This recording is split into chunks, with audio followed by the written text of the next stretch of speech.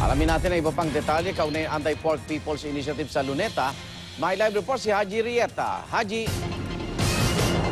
Jessica, alam mo madilim pa lang kanina talagang sinimulan na ito nga paghahanda dito nga sa Luneta Ground kung saan nga may mga entablado na tayong nakita na talagang madilim pa lang ay kanilang kinonstruct na. At may mga bus din dito sa Luneta Ground kung saan nga gaganapin ang unang taong selebrasyon ng Million People March dito nga sa Luneta na ginanap noong naman nakaraang taon. At gaya nga na nasabi ko, may mga bus na ring itinayo kung saan pipirma para sa People's Initiative kontra sa pork barrel system.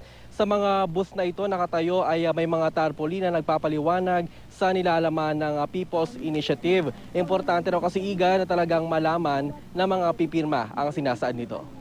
Ang gagawin natin, meron tayong stand up, sign up versus pork.